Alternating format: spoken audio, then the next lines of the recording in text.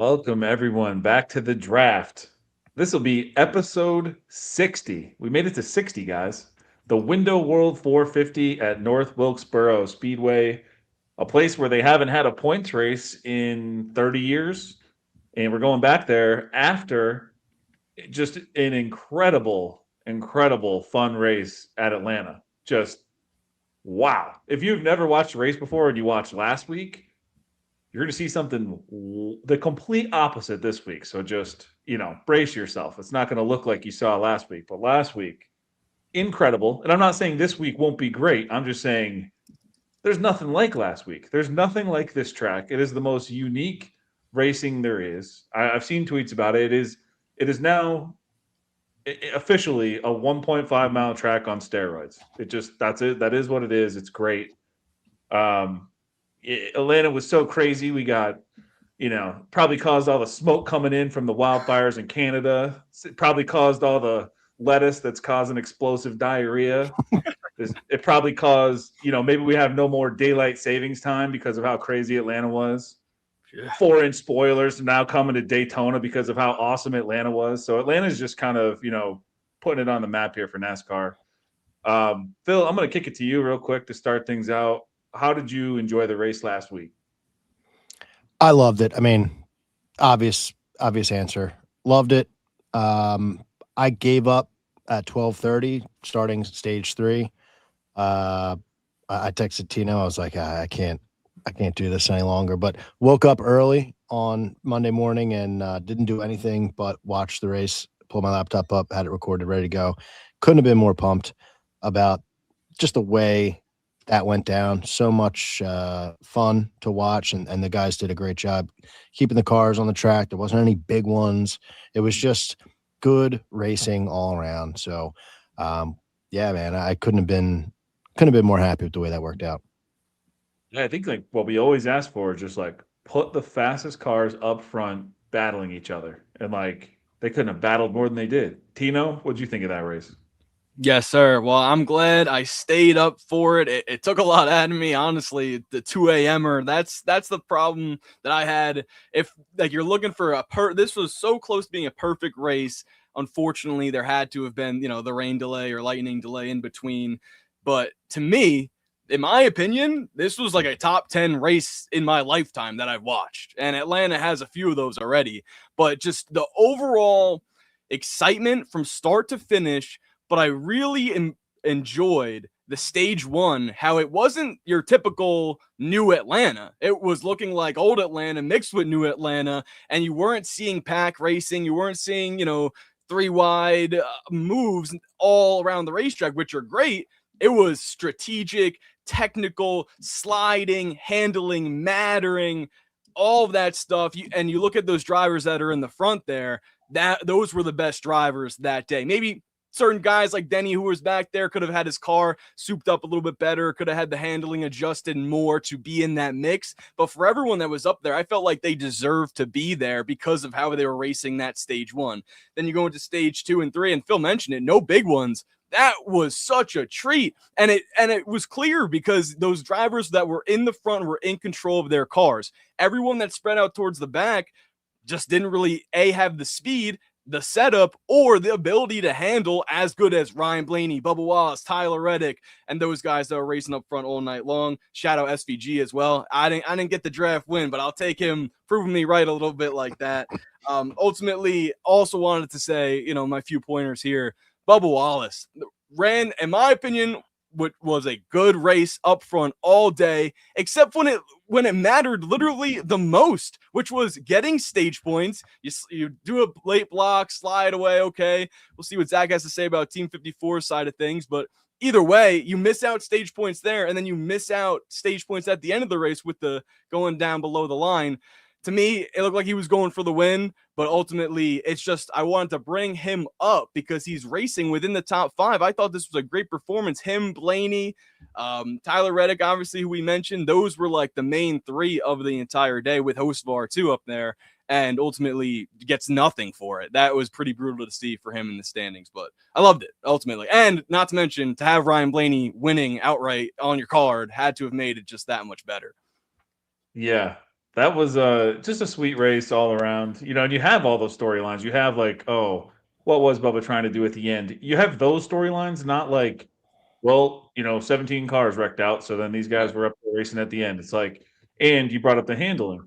Yeah, there were quite a few times where you'd see them drift up the track and like, boom, catch it, like right before they're about to hit someone or hit the wall or anything like that. And what's kind of cool is you did have guys riding the wall. I think Eric Jones hit the wall 13 times. It's just like it just is what it is, but they could handle it. They managed it, and the handling did matter. So it was kind of cool to see the cream rise to the top like that, and just battle it out. And the runs you can get are so much fun. It makes me genuinely look forward to Daytona, which I always look forward to Daytona. And then the race starts, and I'm like, well, this sucks. But now I think after hearing what Denny had to say about it today, I do think the handling is going to matter, and you can get those runs. And what I noticed most in Discord when the race started is people were like, "Wow, this is broken up already." Like guys were going a lap down in stage one, like, and not just the shit boxes, as SVG would say. It's just there were cars going. They might have had some issues, whatever. They were slow, but cars were going a lap down, and you saw like different chunks of different like speed levels throughout the race, which was kind of cool. So I don't know. I loved it. I'm looking forward to Daytona. Phil, you did take down the draft, though. We will bring that up here because now this race is close. All of us battling up front here. So we're all within what race? 1.5? No, yeah, 1.5 here. 7.5 for me, 6 for Phil, 6.5 for Tino. So yeah, Phil, that was a great draft there. Dale was on. Dale scored 225. I didn't put that up here, but Dale, if you're listening, good effort. Hopefully, we can get you back on for a playoff race. See if you can take us down and get some revenge. I think he got boned by Keselowski. Yeah, Riley Herbst was a tough one. Yeah, it was a tough one. Yep. But yeah, congrats, Phil. You're right back in it. I mean, this is what you do. You just are like you're a fourth quarter player, second half guy. The opposite of Kyle Shanahan. That's who back you nine, are. Back nine guy. Yeah, there you go. Yeah, that was a good one. And I would just say in the comments, I legitimately was thinking of him saying, well, congrats on the win, Phil, a week ago, when you posted that to us. So I was pumped. And it was honestly, Hocevar was the biggest factor in my eyes. Like, Suarez was good, but he just didn't finish the job. And there was about a 16-point difference between the two of them. That was a big difference. So yeah, and Hocevar easily could have won that race and picked up even more points. So yeah, it was a good one last week.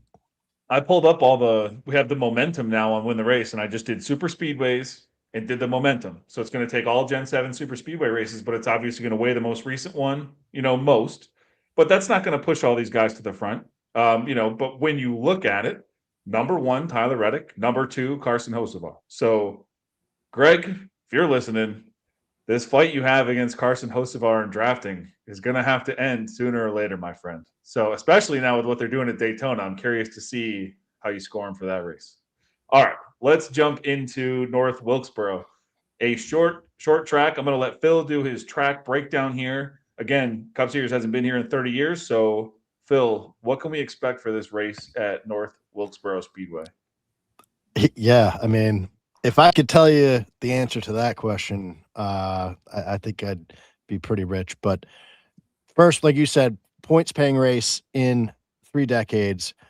Pretty amazing. This is a short track, flattered asphalt track, 0.625 miles, 3 degrees on the straights, 14 degrees on the turns, 93 races in this track's history, 1949 all the way to 1996. Pretty wild. Jeff Gordon was the last one to win here for those who enjoy that stuff. But basically, Dale Jr. brought this place back to life because he wanted to do it in iRacing, and a little bit of help from COVID relief. This track got a little momentum behind it, and they started hosting in 2023 the All-Star race. So after that race, there was a repave, and so the Cup Series has been here 3 times in total, but 2 on that most recent repave in those 2 All-Star races.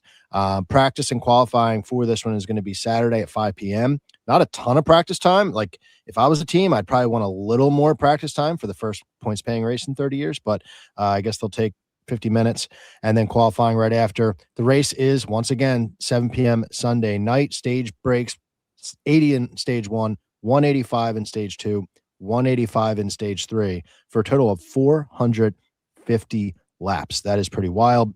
I know the track stats were from a million years ago, but I still think it's kind of funny to talk about.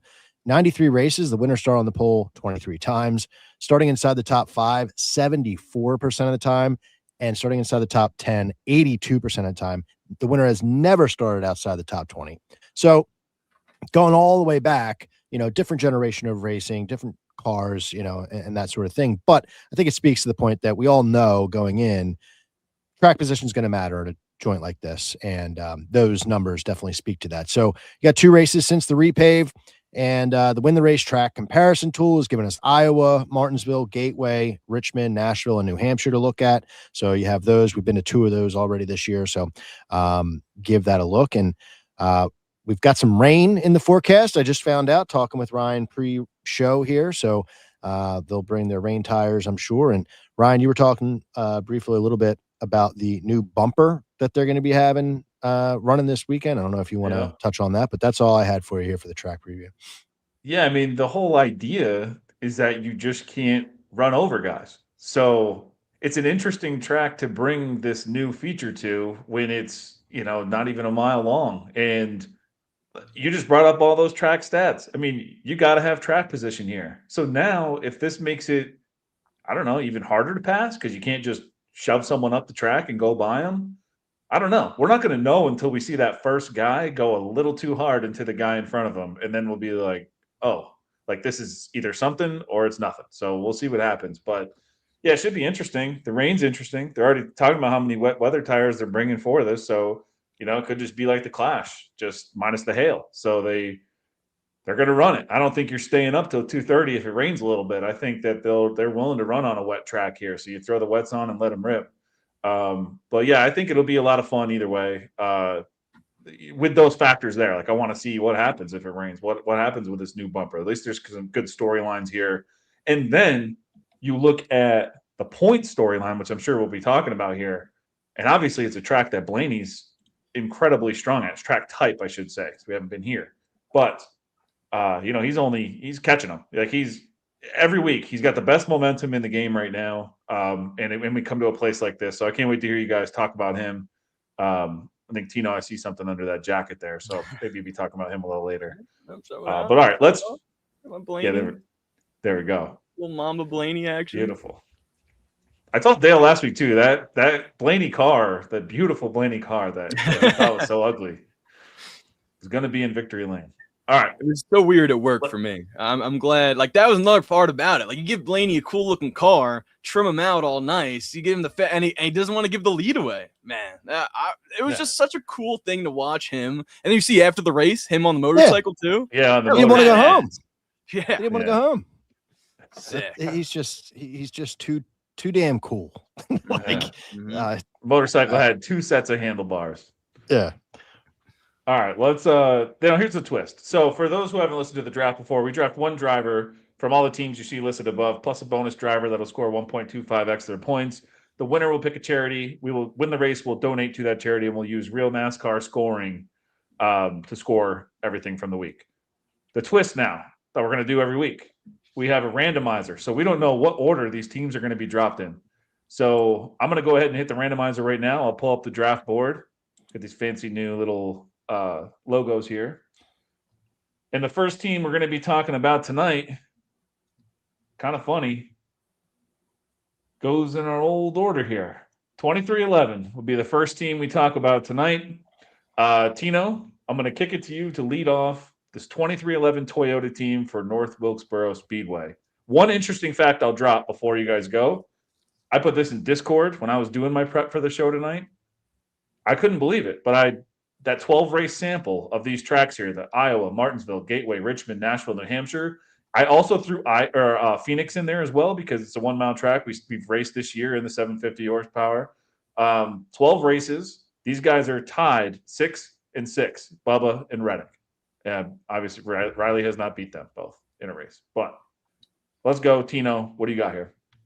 All right. Good one to start it off, just like the old times. Shout out Brian as well. Noticing the logos, it looked very clean. Ryan, appreciate you throwing them in here. And I like that we can see them be like dragged in on the side too. That reminds me like who we have next there or left up on there. And for the people watching, I hope you enjoy. I'm going with Bubba Wallace for this group this weekend. Now, this is a tough one for me because every time I choose Bubba in a spot where it could also be Reddick, he kind of just lets me down. Like, that's exactly what happened last week. I had a great race, but for someone that had, like, for someone who was also him needing the points, me and him were in the same spot. Yeah, Bubba, I need you to perform and get these points for my draft. He needs them for his standings. Just didn't happen. I'm hoping that this could hopefully be an extra sense of momentum, stay in the top 10, don't do anything crazy. No more beef with Ty Gibbs because I'm sure they'll be racing around each other in this one. And Tyler Reddick, honestly, I feel like he has more upside. He obviously has more speed, and he's been getting a lot stronger on the short tracks. In terms of the comps, like he's really good at New Hampshire, at least getting better there for Reddick. And then same thing, I'm seeing him just perform better at Bristol earlier this year too. But I'm going to go with Bubba Wallace. In terms of average finishes, he's 4th right now on the list, so I do like that. He didn't race in the All-Star race in 2025, though, so that'll be a little asterisk mark for him. All right. I will. I'll go next year because I'm on the other side. Then we'll let Phil decide where he wants to go. I'm on Tyler Reddick here, and again, it was a close one. Like I said, they're tied 6 for 6 in my 12 race sample that I'm looking at. But what I did notice, and you had mentioned it, is Reddick's momentum kind of getting better on this track type. Because he's got 3 top 10s in those 12 races compared to Bubba's 5, but 2 of Reddick's 3 are this year. So that's what really caught my eye there. And then it was just the 2 more things. One, the overall factor of like when Reddick has a bad race on these, he's in the teens. When Bubba has a bad race on these, he's not getting you any points. He's like fully tanked. So that's why I was just like, all right, I'll go with maybe a safer pick. And then what Phil had mentioned in the track preview is track position. That's the other thing I looked at here. And I was like, okay, in this 12 race sample that I'm looking at, just 2025, 2026 at those tracks I talked about, Reddick actually has the 3rd best average starting position in those 12 races. So I figured if track position is going to be that important, why not take the guy who might qualify better and be up front, getting some stage points or something if it is truly harder to pass. So again, I like both of them. I said on my preview today with Eric, if either of these guys top 5 or top 10, I don't think either can win, but if either of them top 5 or top 10, I'm not surprised. So curious to see which way Phil goes here. Phil, what do you got? This is an interesting one because I am fading Tyler Reddick in a head-to-head matchup that I took on my podcast, but I'm taking him here. Fading him because of the, matchup. I have Briscoe over him. And Reddick, like you said, this track type for me just doesn't fit Tyler Reddick. But when you're going up against Bubba Wallace, I am looking at, I didn't throw in Phoenix, so I'm looking at a sample size of 9 races since the start of 2025, and then 2 races this year, Nashville and Martinsville. So I'm looking at the races this year just to see how they did. And I'm scrolling and I'm scrolling and I'm scrolling. I'm like, I missed him. Where the hell is he? He's at the fucking bottom of the list. Okay. Dead last in anyone.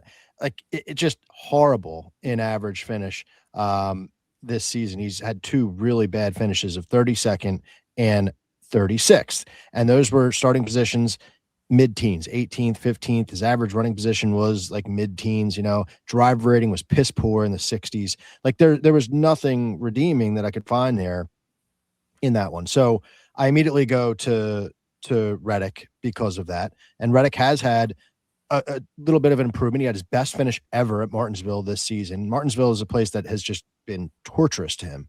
And he had a really nice run earlier this year. So Reddick is my pick, plus the fact it can't be understated or overstated enough about the starting position. Like Reddick will be starting in a much better spot. Bubba, coming off of this frustration with a new bumper, is going to be, oh, I'm better than these guys. Boom, boom, boom. And then he'll be the one to screw up and get himself crunched. So that's the reasoning here for it. I don't particularly love either of these guys, but Reddick is where I'm going to go. Nice.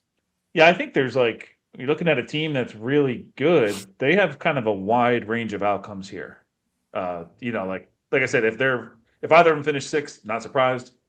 If Bubba finishes like 29, I'm not surprised. If Reddick finishes 21, I'm not surprised. So it just kind of is what it is with this team. We'll see what happens. But yeah, love everything we said there. And Keith, I think, chimed in, said he's a little late, but just in time for the draft. Thank you, Keith, for coming in here. Yeah, it was Keith. What's up, dude? All right, let's go to the randomizer here and pick our next team. Oh, this is a good one. We're going Team Penske. Oh, baby. Early here. Yeah, this is I like the randomizer, man. The randomizer is sick. This is a good idea. All right. Team Penske, man, who wants to lead this off? Is McBride on here? Who knows? It's his night. If there's any night for him to be on here. All right, I'll go first. I'll lead this one off.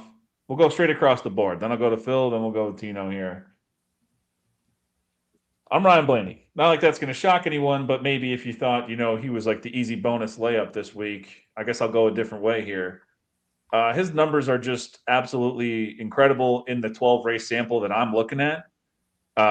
First in average running position, first in average finish, top 10s in 10 of those 12 races. He's the only one in double digits in that sample set. 6 top 3s in those 12 races.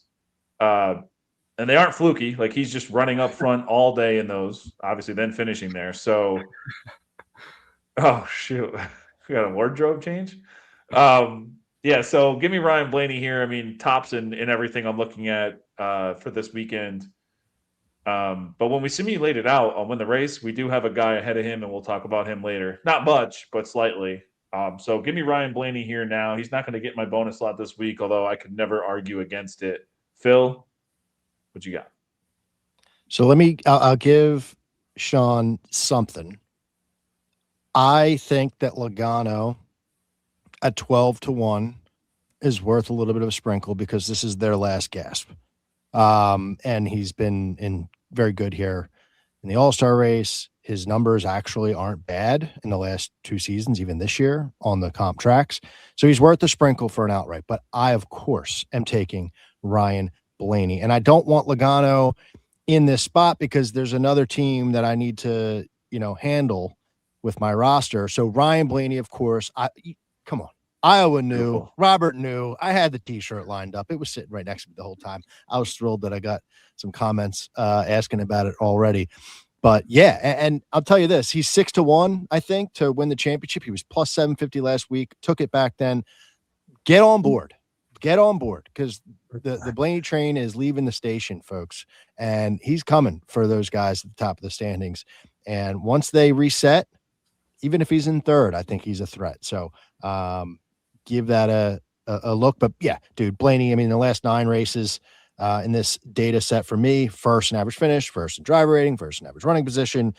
This season, the 2 comps, he's first in average running position, second in driver rating. I mean, he's the man. So coming off a win, you want to talk momentum. He's got it. Blaney. Yeah. McBride, I talked about Logano earlier on the preview with Eric. So, like, we love Logano. Phil does too. It's just Blaney's that dude this week. But here's what I'll say, and this is a very Tino thing that Tino has said before, that McBride has agreed with, coming to a new track. That's like the thing. Phil mentions like strategy or like anything like that, like the rain. He's the strategy guy too. I don't know. It's not like it's gas mileage race, but he's the strategy guy. So I don't know, man. Like there's some things that you could point to here where, man, Logano's sneaky. But Tino, you got your boy on listening. He called you a scumbag. What are you going to do here? Well, I'm glad he's tuned in now. After watching the Blaney last week, I got my own Blaney shirt on now. Not as powerful as Phil's, but still, true in its own right. And Robert in the chat. Wait, what? I come back and Tino was getting called a scumbag. I know you can't win them all, and you can't win them this time for McBride because I'm going to sweep it with Blaney here. This could be an opportunity for him to go back to back, and then in winning two very different races, I think just goes to show. I'm gonna stand up here 10 toes and say Ryan Blaney's the best driver in the sport right now. I was saying it about Hamlin. I was saying it about Reddick, and deservedly so. It was those two guys all year. But was it really? Because Blaney now, the stretch that he's put on, and not only just the consistency factor that has now launched him into this conversation of regular season points champion, but we'll see you later, buddy. It's okay. You can leave for now, but maybe my point is with Blaney is he's got a shot to win it for the championship. And I'm not surprised. I was calling it out a couple weeks back. I thought I did so a little bit sooner than other people in terms of that take. And I just feel like right now, with everything he's able to do in terms of passing cars and maintaining the lead, we don't really see that. And then, guys, the Fords are just slow right now compared to the Toyotas and the Chevys. Like, to see this Blaney consistency compared to the rest of Ford and how they're not doing well at all, really, that's my biggest thing. If you were to put Brian Blaney in a Toyota, I think he might win every single race. That's awesome. Yeah, I mean, dude, he's killing it right now. He is the hottest driver right now. I mean, Denny was, and then we go to a street course and a road course and then a drafting track. So, we'll see if Denny swoops in and gets that right back. But yeah, right now it's hard to argue. Blaney's the man. When the race is sitting on 14-1 Tyler Reddick future, 7-1 Blaney future after this week, because that was, still open after the race this week. So feeling good about it. Denny can spoil that party, but honestly, like, if I lost my bets and got to see Denny win a championship, I'd be okay with it. That'd be pretty sick. So, and put your helmet on. This. Yeah, and I'll put my fucking helmet on. That's for sure. And I hate to say it, but it's like, who's better to bet against for the championship than Denny? Something always goes wrong. So we'll see what happens. All right, we're hitting the randomizer again. Going to the next team here. Let me get Penske out of the queue. Give me 1 sec here. Shared screen ahead. All right, next team here. We're sticking with Ford, and we're going RFK. Phil, I'm going to let you lead this one off. RFK Ford team at North Wilkesboro. Who do you got? Yeah, it's this team's dog shit right now. But I'll take Ryan Preece. I know you guys love Preece. See if I could put you in a pickle to kind of force you out of them. I mean, Preece, you think of a short flat track, you think of him coming from Northeast, New Hampshire, like that sort of deal. He, is not somebody that I bet on. Last week really let me down, threw him in on race day for a top 10. But when you're thinking about competing against the two RFK guys, right, we're not asking him to do top 10s. We're not asking him to win the race. He's got finishes of like 6th, 12th, 5th, 7th, 14th, 13th, like in this data set. I'll take that. You know what I mean? I think that's solid enough to score some points against his teammates in this game. So Ryan Preece is someone who I think of when we go to a flatter track. And so he's my pick for RFK. Beautiful. I'm not changing where I'm going here. I got to try to maintain my lead. I was Ryan Preece all day. All the stuff you just said there. I mean, and I'm looking at that 12 race sample. He's got top 10s in a third of those. He's actually got the 10th best average finish in that 12 race sample that I'm looking at. And this track type is always where I want to target someone like Ryan Preece. It's the same thing with like Lane Riggs in the trucks. Like, this type of track is where I want to target this dude. So I can't go against it this week. I know I've been putting it on a lot lately, but I'll throw it on again right now. But we're going Ryan Preece for this pick, and I feel pretty good about it. I feel so good about it that I have a little, because of this stuff like the bumper, night race, the haven't been here in 30 years, could see some rain, some weird stuff could be going down. We just saw what he did at Bowman Gray with all those factors. I put a little sprinkle on 60-1 on Preece. And then we just talked about Penske. Also got a little sprinkle, 65-1 on Cindric. So, when the track similarity guide shows me something like Gateway, and then we talk about how awesome Penske is here, why not? So, and I know we can't pick this other guy, but I liked a little 80-1 Josh Berry, just as a little throw it out there. I talked about Berry on the show with E-Step this morning. That dude's got like 7 top 13 finishes, like 6 top 10s in the 12 race sample that I'm looking at. Short track background, Penske Alliance. Like, why not? I don't know. If this thing gets a little funky, I just figured why not have some fun with it? So I got some other, took Blaney minus 120 top 5 too. I forgot to mention that. That was on Caesars, if it's still there for anyone to go grab. But anyways, just wanted to mention the bets because we like doing that as we go along, and I forgot a couple of them. So, Tino, what do you got here? You going against the hat? Oh, the hat and the shirt, man, back to back, big time plays here. I'll say this about Chris Buescher, 6.5 average finish at these 2 North Wilkesboro races that they've had. Kind of like that from him, and something's telling me that he is going to do better than Ryan Preece, but I can't take him. I got to go with Ryan Preece in this one, specifically because this is his time. We talk about like it being certain drivers' moments to capitalize. Atlanta was sort of that way for Logano. Maybe this track is as well. But we going down the list of guys right along that cut line: Keselowski, Chastain, Preece, Logano, Jones. Well, this is it for Ryan Preece. I mean, I can't really see another opportunity. Maybe New Hampshire's actually a good one. But other than that, it's like when you're going to get a bulk of your points, it's going to have to come here. And I love the 60-1 number. I'll definitely ride that too. I mean, why? Like, he seems like a guy that you can trust to put out there 2 tires late in the going, be extra aggressive, do some sort of strategy, get him extra track position. Because I don't think he'll start with it compared to the other guys on the board. But yeah, I could see him actually being in contention for the win if he, gets a little bit extra. Because right now there's just so many other guys that are competing for it. Yeah, he's one of those guys that we see, whether it's an exhibition race or not, he's one of the guys we see on these shorter tracks making passes, late in runs, stuff like that. So good long run speed on tracks like this. Yeah, good background, just like I said, with like Josh Berry, like the short track guys. Mm-hmm. So give me Ryan Preece. Give everyone Ryan Preece, I should say. All right, let's hit the randomizer here. I got RFK out of there. Ooh. Next, we go to Team Trackhouse. This is the tough one.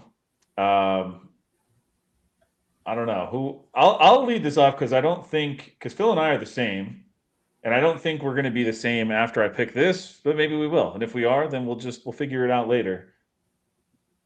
But I'm SVG here. Looking at the 12 race sample that I'm looking at, there's been 3 tracks on that list this year.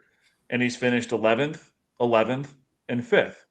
And in the last 2 races, had an average running position inside the top 10, running over 60% of his laps inside the top 10 in those races.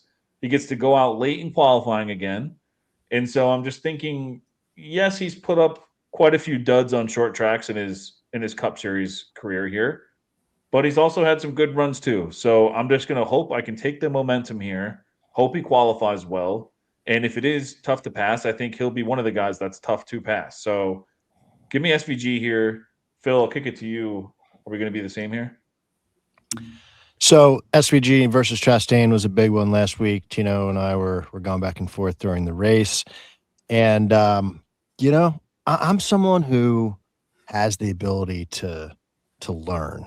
And this week, it's SVG. I actually took him top 10 at a monster number. And I think it all starts with the good finish last week, putting himself in a position to get a good starting position, right? It's all a snowball effect for a team like this and a driver like this. But when I was digging into his numbers, he did kind of jump off the page a little bit. And the case that I made about the top 10 was you can see his career progression over the 9 races that I was looking at, because he starts like dog shit, 35, 25, 31, 25. Then there's a shift, 14, 32nd, where he started 10th and ran pretty well. I don't remember what race that was. Then this year so far, 11th and 5th. So those two finishes right there, it's indicative of, just being better, learning all that offseason work that he put in, and, flatter short tracks. I'm okay in a situation where I have confidence he can start well. And, he has been starting well. So this is a potential sneaky top 10 play. And when you compare to the two teammates here, look, I've been cheering for Ross Chastain lately. I just don't see it here at this racetrack. So I got to go SVG. All right, Tino, what you got? Well, I could do the crazy switch up pivot, take the Chastain, and then hope for the best, but I'm not going to do it. I'm glad to have won Phil over with SVG. He proved it, right? And last week, to me, I mean, you guys said everything about this week, but that was just awesome racing. SVG putting it 3 wide, making it stick. Denny even said on his podcast, like, to see SVG making those moves with a steady wheel it was better than half of the field. It reminded me of Charlotte. Yes, exactly, dude. And that's why it was awesome watching Atlanta. Not to gut up here and say I was right about everything, but the points that I made last week's show, I was like, we could see it being a little bit like Charlotte, and it was some of those moves exactly like that. And I'm glad you mentioned that, because that was like what was great to watch about that race was everything we thought could happen did, especially the drivers up to the front. Really wanted to be like Chastain is now mine and take it over, but to win Phil over like that and get SVG, I don't know if he actually does have a better day than Chastain here. Chastain, 3rd in average finish with the 7th and 3rd, obviously both all-star races, but I feel like this would be the week to take him. But I'll gladly sweep SVG here. I think he does ultimately, if he can stay out of trouble, right? This is the track where, I mean, Zach mentioned it was a miracle he didn't wreck the field. I wouldn't say that because I think he had a really great race, but I would say this one out loud from Robert, where we could see him getting wrecked by a lap 33 at number 33 there. So this is a track to where I feel like a lot of tensions will be high, and you don't have the same amount of protection with that new bumper. Yeah, this is going to be fun too. We will have a lot of lap traffic. That's going to play a huge part in this. So it's going to be really cool to see the leaders that can get out front, but then maneuver through that traffic and maintain that lead. That's going to be just another cool thing to watch about this track, and another reason why I'm excited to watch it on Sunday night. All right, hit the randomizer here. Oh, here we go. JGR. Tino, I'm going to let you lead this one off. What do you got? Oh, man. All right, this is a good spot for me. This driver has been up there. He's been notching second place finishes week after week, it seems like. Right now, his 5 this season, or at least recently, something like this year, 5 second place finishes. That's kind of crazy, actually. But I believe that's the stat that I saw. 2 away from like the most all time in 1 year. And that's Christopher Bell. I think he shows up. I mean, this is the commercial. Christopher David Bell, he's 4 years old, goes out, gets the win. To me, I think this is not only one of his best opportunities to get that win, but it's also the momentum we've been talking about, right? Come back from injury, have a great showing at Atlanta, and now you're going to this track. And I believe, I don't know for sure, but I think he said post-race, I was watching this, so I know he said it, but I don't know how true it will be. I think he's getting that cast off this week too. I think that'll be a major factor to see just racing without it, more comfortability, right? Less sort of tension, and you're driving 3 wide into the corner at Atlanta. Now you're going to a short track where you have a little bit more comfortableness, and you're also won there last year. So this is Bell, I think. And I do want to shout out Ty Gibbs. I think he'll have a strong run too. But to me, I think I had to go with the guy that I think is going to win this race more. Beautiful. Phil, you and I have the same team so far. Mm-hmm. I don't know if you have multiple options here, or are you like I got my guy I want. I got my guy I want. I'm you go. I'm then. gonna make my pick. He, All he, right. he goes by the name of Tyler Randall Gibbs. And Oh, I nice. think he is in a really good spot this week. I think he is a sneaky pick to win the race. I am more of a pussy, so I just took him for a top 10, but still. And The top you 10 look, was like minus 110 or minus 120 on it was DraftKings or whatever. Yeah. exactly right. And the Sims had him at like, and other books had him like minus 175 or something like that. So it was a Yeah. discount there.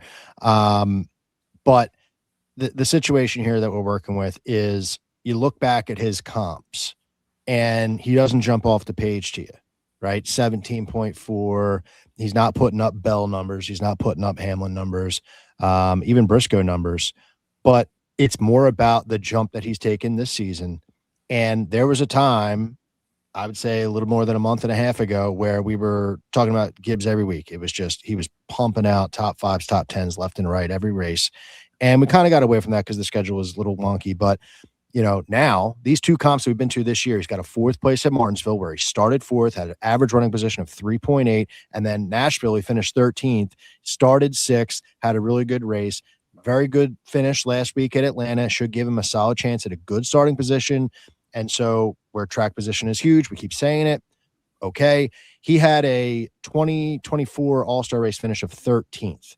And the case I was making on the podcast last night was, think about how much this dude has improved since then, right? Since he, was in that All-Star race on this track, 13th place finish is damn good for Ty Gibbs back then. So I am taking Ty. I think that he really has a chance to win this race. So Gibbs is where I'm going.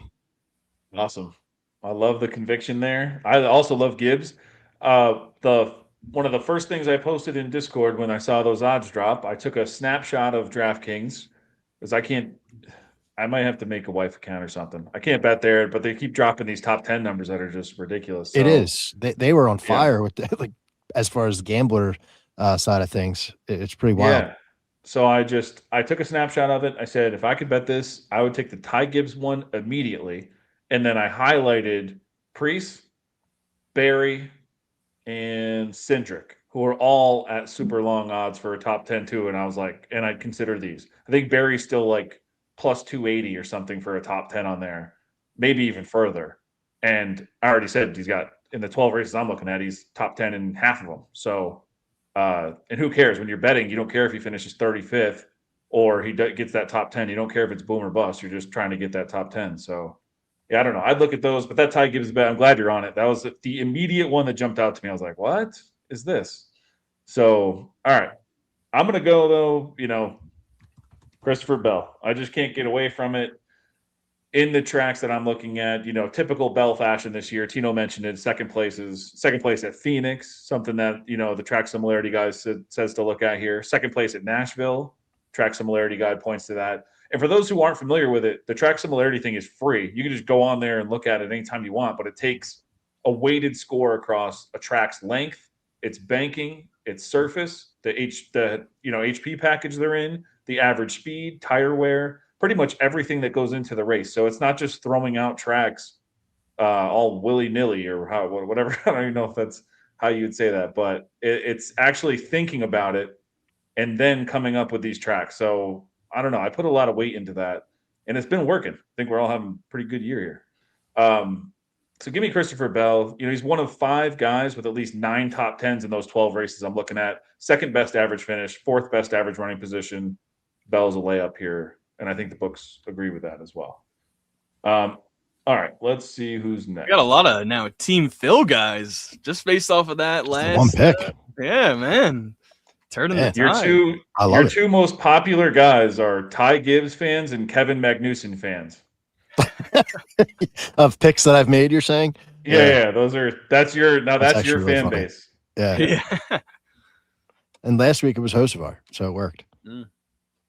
All right, well, we are going to let you lead this one off then, because the randomizer has picked Spire for our next team to talk about. So, Phil, Perfect. Where are you going here? Hocevar.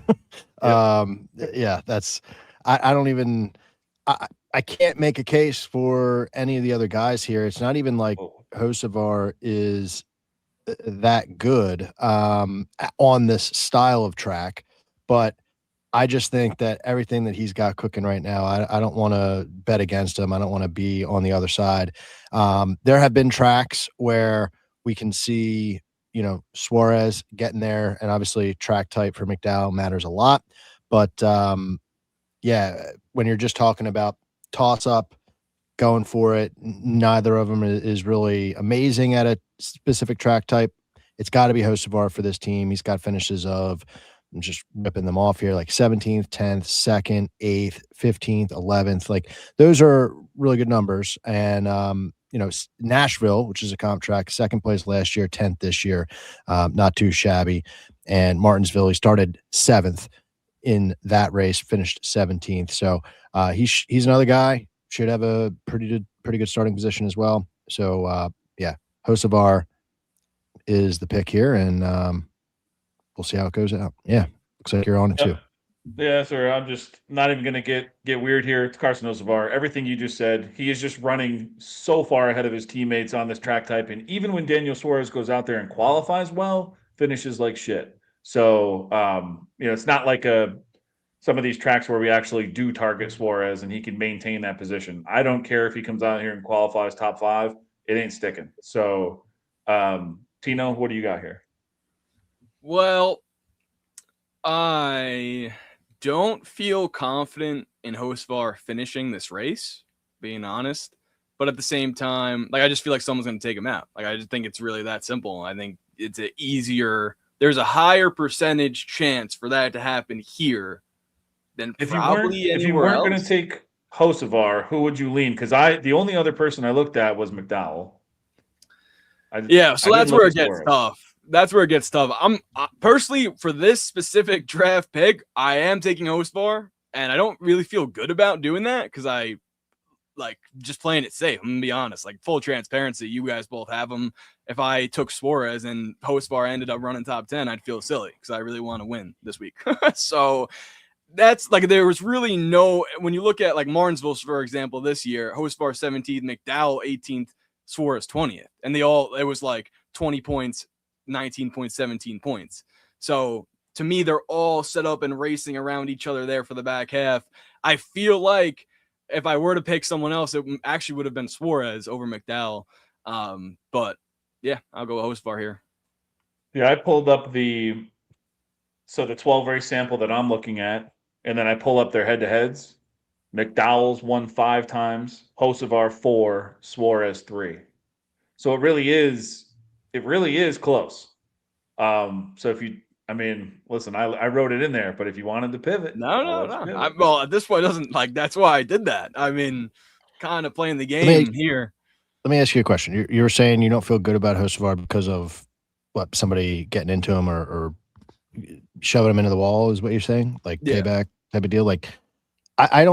I just don't understand that. For one, we've got this new bumper situation. So I don't see this as a racetrack where people are going to want to experiment getting payback. Two, who is so angry right now at Carson Hocevar where they're holding on to something that they'd want to take him out here? I just don't. I don't know. I don't foresee that. You got a good point. I don't, and Io mentioned it too. People aren't going to intentionally wreck him. That's not. I guess maybe that's how let me rephrase, because I don't think anyone's going into this race saying, "Oh, this is a great shot for me to get back at Hocevar." But if he's in the way and he's doing Hocevar things like blocking crazy or slamming you, Gotcha. This is a high. Yeah, I think that's what it is. He could create some in-race enemies Sunday night during the race. And just to clarify too, those in-race enemies are already enemies. That's sort of my point to where I think his meter, if there is one, of give and take, no one's gonna give him anything, and he's gonna be trapped out on the outside. People going around, but I think both sides I think are fair. I don't think anyone's going into this gonna try to intentionally get rid of him, but I could see it happening throughout the 450 laps. The NASCAR media talking about all of these rivals that he's developing, especially with the younger guys like Zane and Corey Haim, is fun. I'm interested in it. I'm having fun. But who's going to be the first driver to throw him a life preserver? Who's going to be the first guy, like in WWE, basically? You know what I mean? To come out of the tunnel and like be his partner in crime or something, because that guy is going to get a lot of love, and it's coming. Like somebody's going to have to help him at The some only point. one, the only one, and may he rest in peace, is Kyle Busch and trucks. He's the one that would those guys work together great. Yeah. Well, somebody's got to fill that void, but we'll Yeah, see. for Yeah. real. The writing from the writers this year have been great. Now, I'll Maybe say this some too. I don't think it's overblown. I'm not like specifically disagreeing with you, Iowa, but like Hosfar's sitting up here pre-race show saying, "I want a war, bring it to me." Like he's like actively writing this overblownness. You know, like he's the one that's out here overblowing it. It's him. He's the one that keeps starting stuff. He doesn't have to go out there and say, "Oh, I want everyone to come after me," and then you think it's a coincidence he had no push there at the end of that race. So that's what I'm saying there. I don't think this is overblown. He didn't say he wanted a war. I think he did for sure. Oh, he said did? I don't know. Either way, yeah. I think this host bar. This is where like Denny Hamlin said it on his podcast, so I think it was small. I think it's good to say it here, where it's like the power versus clicks and competition. Yeah, he's stirring the pot and getting everyone riled up, and I think it's great. I'm not hating on him at all. But then when you have to race those guys every day or every week, like I don't think I can't see a single guy that's going to help him out this year. We'll see. you got to say it here. We have way more listeners than Denny's podcast. Yeah. Yeah. All right, Wow. I'm gonna hit randomize. We got two teams left that are completely different than one another. So where are we going here? Oh, speaking of blowing, we'll go to Nice. Front Row Motorsports, and I ran a funny one. So the same head-to-head thing that we just used on Spire, I did it for FRM, and it's perfectly split. I believe I got to look at my own thing here. I think it's perfectly split down the middle. This I did it for this season, like the whole 2026 year.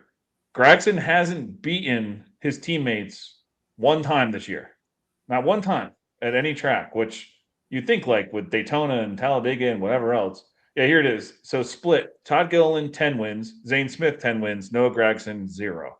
That's That is crazy. just it's NASCAR. Like things happen. How do you not beat your teammates just one time? But oh well.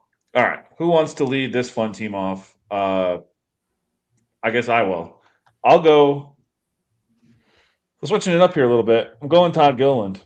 Let's see what I wrote down here. Gets to go out later than his teammates in qualifying, and that's something we've been talking about. Is that track position? So maybe he can get a little advantage there and start ahead of his teammates. And if you look at the head-to-head against his teammates in the 12 race sample I'm looking at, he is leading that one with 5 wins against his teammates in that sample size. The other factor here for Todd Gilliland, it's going to be tough, but he's racing for $1 million still in the in-season tournament. He's got to knock off Chase Elliott here. So if there's any sort of strategy game or something crazy that this guy can do to try and win that matchup in advance for $1 million, that's all they have to race for right now. They're not racing for the chase. They're racing for the $1 million, and that's it.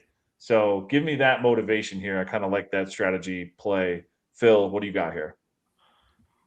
Yeah, I was going either way on this one. So I feel like because you're taking Gil, and who I totally am down with your reasoning. He actually, in the 9 races that I'm looking at, he's got a 6-3 advantage over Zane. But they're split 1-1 this year. I love the in-season tournament aspect of it. But I'll go with Zane just because he's a stronger driver, stronger team. I know he's not going to be in a good starting spot, but his races this year, he had put together a decent enough qualifying in 11th, 14th place starting positions, finished 9th at Nashville earlier this season with a 90.1 driver rating. So Zane is, I think, fine to have on your team, because if there's anyone that's going to show life or flashes of decency, it's Zane. Whereas Gilliland, a good race for him is just running 21st all day and scoring a top 20. You know what I mean? So I'll go with the higher ceiling here with Zane. Yeah, I can't blame you there. I mean, I feel like both these guys just burn me. I can never get them right. I don't think any of us can. We just are always struggling here. Tino, What do you got here for front row? Well, and to your point, when it should be right, that's normally a Zayden Smith type of day, and then he's just not finishing. Like he's had so many good runs. I'm talking top 10s, top 15s, and he hasn't just wrecked, And so I'm going Todd Gilliland here. And I had Todd written down initially, so I felt just good picking between those two. Check back. He had a better Martinsville earlier this year, if that's just something, you want to look at for this team. But then also, Ryan, you mentioned the ability for the in-season tournament challenge to move forward and to have a chance for $1 million. Like, yeah, I can see that being a factor, or at least a storyline, even if it means he's just finishing 22nd and still losing. Like I could see it being a play to where, you throw him out there, he does something. Like this matters to that team for sure. So I'm glad you threw that up there. And Big Ross also mentioned it before we got into them, how bad FRM was last week. And I have no words to describe that besides I feel like they were set up for this to be a crazy drafting big one type of Atlanta race, and they were just wrong because it was not that. Well, yeah, when speed's involved, yeah, and it was dead. just the fact that they got lapped. Big Ross said it too, like that was insane to see, because how are you not like keeping in line with the draft? I think the fact that handling mattered, I think it was just a clear indication. Oh, let me set my car up like Talladega and throw up a prayer. We'll get a top 10. And it just did not show that. So I'm glad they kind of got exposed for that, honestly, because I think that's a lack of prep. Yeah, it's going to be interesting. Point. Yeah, because when we get to Daytona, it's almost like the way that Greg and I simulate this or do our scores for that race, we're going to have to rethink it. Like, you might have to score it more like Atlanta based when we head even to a larger one, just to kind of cover your bases there. If it does get like that, speed matters more and handling matters more. Very interesting. It'll be interesting to see. I'm legit pumped for Daytona when we get there. I want to see what happens. All right, so that leaves us with Hendrick Motorsports, Chevy team here. Could see a winner come from this bunch. I think did Larson win? Larson won an all-star race here before the repay. Yeah. All right. So when we get to the end here, I'm going to have the last pick. So you want me? I'll go first here. We'll kind of go down the board and head back. So for this pick, I am picking Kyle Larson. This one I thought was really tough. There's actually, 3 guys here. I thought Elliott and Byron were also strong contenders here for my HMS pick. But in the 12 race sample I'm looking at, Larson was 6th best in average running position. He's one of 6 drivers who have ran over 65% of their laps inside the top 10 in those races. The upside is there too. He's one of only 6 drivers with top 5s in at least 5 of those 12 races. And then you throw in the fact that he's won the All-Star race here. Granted, that was years ago, but cool to see. And obviously, when we look at this team, I just think Larson's the dude that's been running up front more often. I think Elliott's momentum is kind of fading and Byron's momentum is kind of picking up. But who knows how that'll go, because who really knows? We have a street course, a road course, and a drafting track, or whatever that 1.5 on roids is. So now we're here. Let's see what happens the rest of the way. But give me Kyle Larson. I think he's a safe pick when sometimes he might not be. Phil, what do you got? It's a tough one. I actually got I'm going against Larson in a head-to-head that I took on DraftKings with Hamlin. And so I think just building that case against Larson kind of turned me off to him. So then to me it was, and also looking at the 9 race sample size that I'm looking at, Chase Elliott was 7-2 against Larson in that sample size. So I'm going to go with Elliott here. There's a part of me that could make a case for Byron, but Byron is an absolute enigma to me right now. I just don't understand it. I don't know what's going on with their like yelling at each other on the radio. It was very strange. Yeah, that was weird. I'm not for bad vibes, especially when you're driving just a terrible paint scheme car. It's just not good. So, but you look at Elliott, I mean, really good numbers in these 9 races. He's got, 6th in average finish, 11.4, which, not too shabby, but he's got 5 top 5s, 6 top 10s. He's 8 for 9, finishing inside the top 15. That's what you expect. You expect a Hendrick driver to be doing that, and his teammates just like kind of don't have those numbers. And then this year, that Martinsville win was a poached win. We learned that term when I was on with Kyle and Brian earlier this year. He hadn't got a stage point at Martinsville in the first 2 stages and then goes and wins the race. Poached win. So he's like a vulture in your running back for fantasy football, like a Mike Tolbert or somebody like that.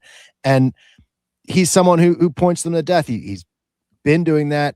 And this season, he's got a 1st and a 7th. Both of those finishes, I think, are better than what he deserved. And that's fine. I think he's got history of beating his teammates on this style of track. And even when it doesn't look like it, he's getting it done. So I'm going to go with Elliott here and cross my fingers. Beautiful. Love it. Tino, where are you going for HMS? It would be between those 2 drivers there that are on the board right now. I do see a little bit of the 5 having speed, but I can't trust him as much as I trust Chase Elliott right now, and especially at short tracks. Especially how Martinsville played out when they did a little bit of strategy, shouldn't have won that race, and then he did. To me, that's normally something I feel like Larson would be doing. Like normally, like when a late caution comes out and the field cycles back, and then it's like, oh, the 5. No. Like this season, it's been Chase Elliott. He's been the best driver out of this camp. And so do I think like Larson has a chance here? Yeah, but I also thought he had a chance at Atlanta and he screwed that up. Thought he had a chance at Chicago and he screwed that up. So it's like, I can't deal with any more times we should be picking him and him not delivering for not only us, but his team, obviously. So Chase Elliott right now, slow and steady, sturdy, strong play here, whether it's 8th, 6th, and finishing with a 5th or something like that. I just feel like Larson has a good boom potential, but he's been not there doing it the last few weeks. All right, beautiful. All right, we go to the bonus round here. And Tino, it's going to stick with you. We're going to go across the board here. We got the big dog left. No one has drafted him yet. So I'm wondering if we're going to have a bonus sweep here. It would make a lot of sense. But are you going to shock the world, Tino, or do something different? Well, to me, this play makes a lot of sense. Okay? Because you put this guy at this track in this spot. Not only did he lead an all-star race record, 199 laps led in 2024 to go on to get the win. I see you with 139 laps led last year in this race too. When you put him out front, are we worried about speed? We shouldn't have been, because Atlanta, another track, he starts up front, he goes and does just that. So to me, this is the time. This is the place for Joey Logano to go out and get a win. I'm not talking about anyone else anymore. Look, we got him right here in the gold. Here he is, the 22. You've been waiting on it all year. When am I going to pick Joey Logano? And this is it. I'll take him over the Toyotas. I'll take him over the Chevys. I'll take him over Ty Gibbs. Maybe I'll regret it. I don't care. Because when you put a driver like him out in front and he needs it more than anyone else, he's already very hard to pass. But wait, guys. One more layer of this whole thing. Ryan Blaney, his teammate, might be better than him. Well, there's not a better teammate in the garage than Ryan Blaney.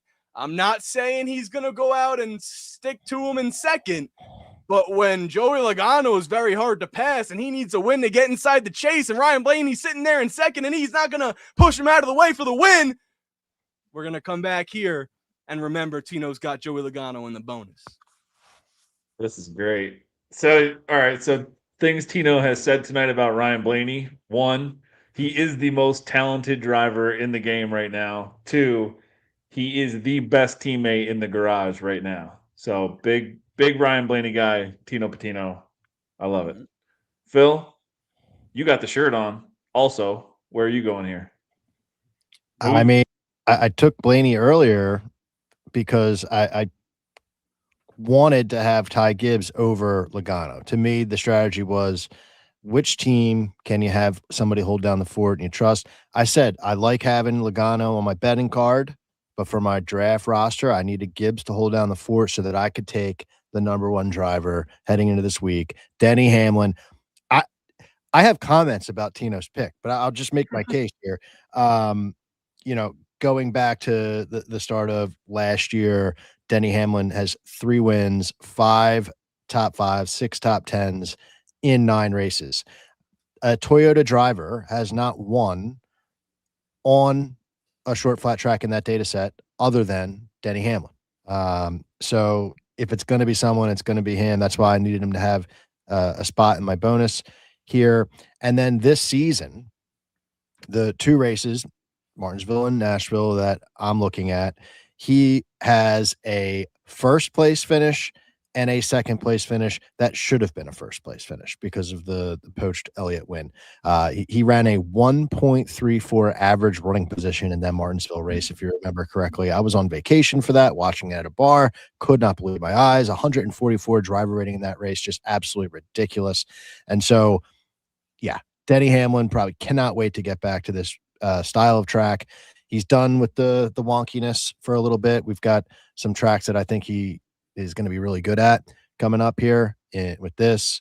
Got Indy, we got Iowa. So yeah, Denny Hamlin is definitely in my bonus pick. But man, Tino, you could have had Blaney in the bonus and taken Logano earlier, but that's a double down like we have not seen in a while. And that so was hey, my you got potential for a really good clip here if he goes out and gets it done. that was my only switch that I would have done. I'm going to be, you know, everything you just said. I'm Denny Hamlin, obviously my bonus pick. There's no drama needed here. I was Denny all day. But if you had taken Christopher Bell, I was fine swapping Bell and Hamlin. Would have went Hamlin there and Bell down in the bonus. My own thing that I would written down and I battled with was the Logano and Penske and then Blaney in the bonus.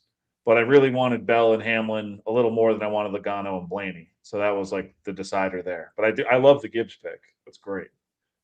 And a Logano bonus pick, man, if he really does it. After we talked earlier about how he could use strategy, and then Tino mentions how when he gets up front, he's hard to pass. That's normally true, but he's super slow right now. So we'll see if he brings any speed. That's what did it for me. That, like, if you want an act, that is why I picked Logano, because I could have done the Blaney bonus back to back could have been new track too. You're the new track guy, even though it's an old track, it's a new one for them.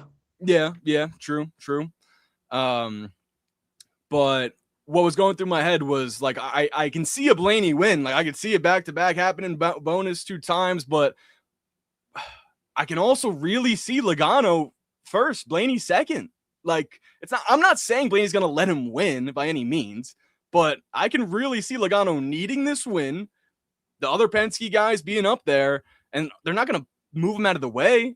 And he's already so hard to pass. There's a reason why he led all laps except for one in the All-Star race. Like, I know it's not a real race, but to me, I think that makes it even more impressive because all the different gimmicks and things that are in the All-Star races and stuff like that, for him to go out and lead every lap. And then even last year, finish second. Like, he could have won both of these North Wilkesboro races.